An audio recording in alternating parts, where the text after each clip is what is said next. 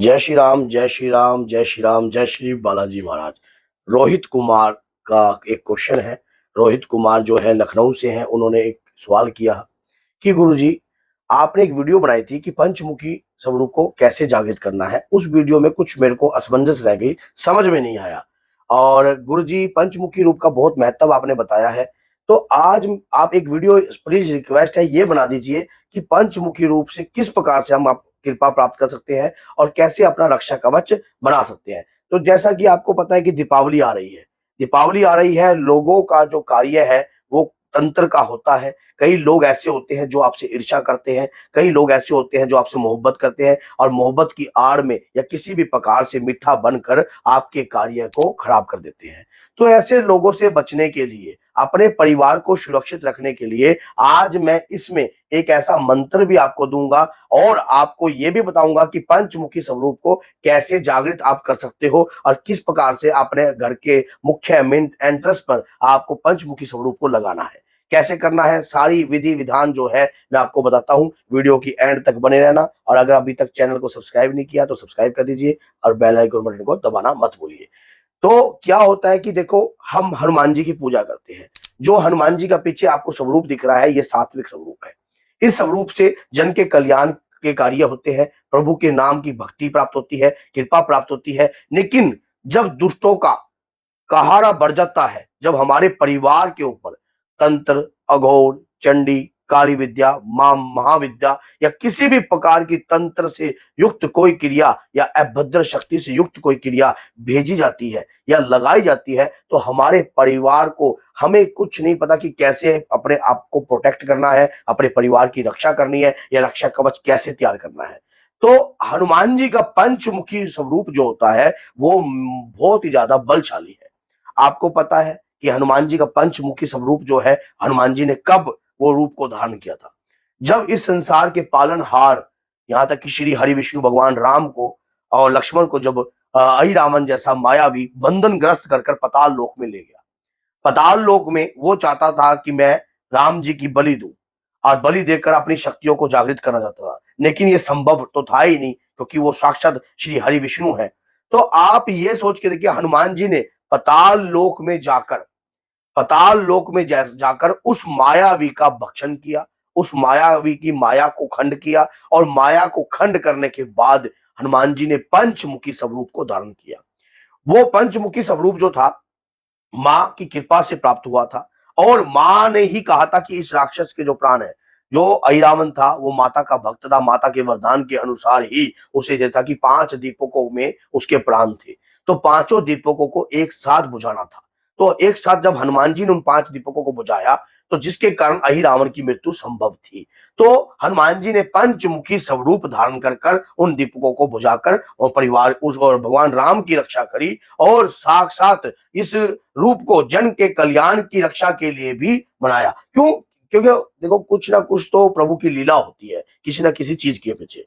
इसी प्रकार से अब भविष्य में जैसे कि लोग तंत्र करते हैं, काली विद्याओं का सहारा लेकर या कुछ ऐसे कार्य कर कर आपके परिवार का नुकसान करने की कोशिश करते हैं, तो हनुमान जी का पंचमुखी स्वरूप जो है आपकी रक्षा करता है, आपके परिवार को प्रोटेक्ट करता है। और करना कैसे है, किस तरीके से करना है, इस स्वरूप को जागृत करने के लिए एक मंत्र आपको मैं बताऊंगा और क्रिया भी आपको समझाऊंगा कि कैसे आपको करना है। आपने एक पंचमुखी स्वरूप लेना है, कोई भी मार्केट से आप हनुमान जी का एक पंचमुखी स्वरूप जो है परचेज कीजिए, एक चौकी स्थापित कीजिए। आज जब जब से आप वीडियो देख रहे हो, जब से आप वीडियो देख रहे हो, उसी क्षण से आप कार्य को कर सकते हो। आपने लगातार जो है स्वरूप को, आपने स्वरूप को मानो रख देना है लाल कपड़े पर, लाल कपड़ा बिछाकर चौकी पर। उसके आगे एक स्वास्तिक बनाइए, उसके ऊपर एक जायफल रखिए, एक सुपारी रखिए स्वास्तिक पे। अब अब क्या करना है? अब आपको जो हनुमान जी का जो मैं मंत्र दे रहा हूं, एक जल का लोटा रखना है, तेल का दीपक लगाना है, लेटी बाती का।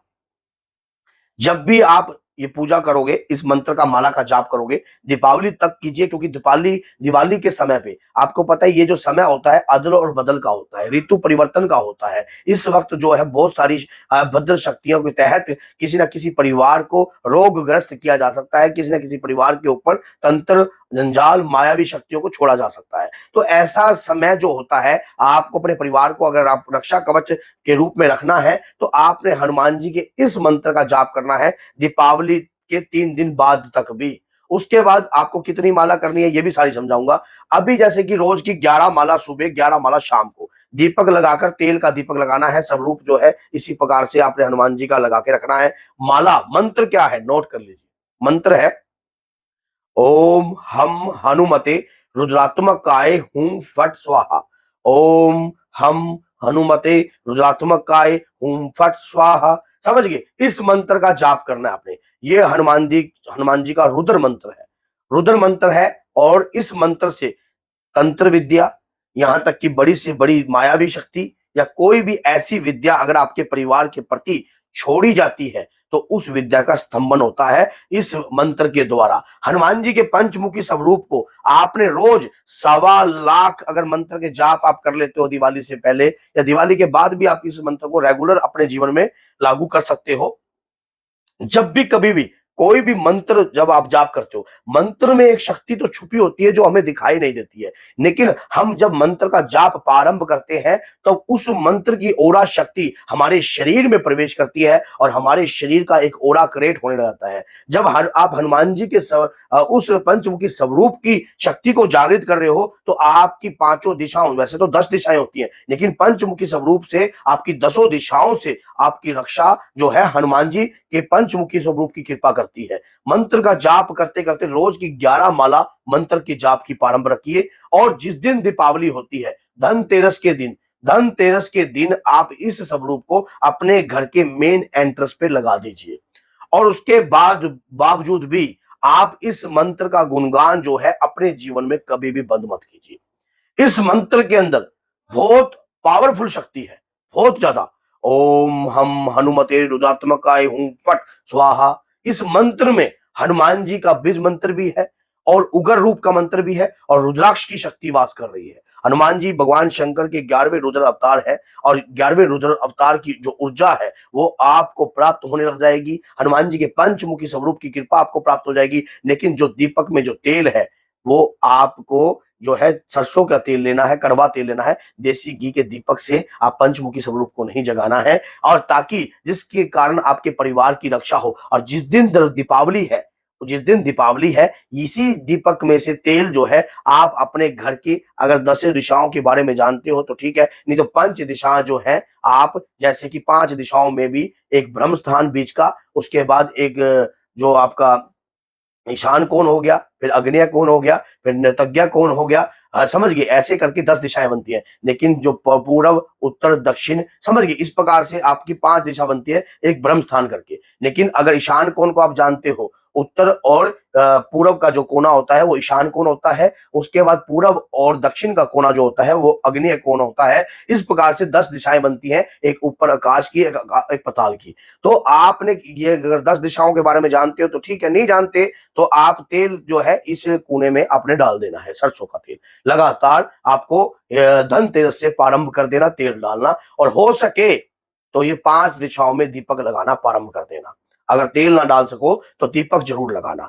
आपके घर में बड़ी से बड़ी शक्ति छोड़ी जाए या कोई भी किसी भी प्रकार की शक्ति छोड़ी जाए, कुछ भी आपका नहीं बिगाड़ पाएगी। हनुमान जी स्वयं आपकी रक्षा करेंगे।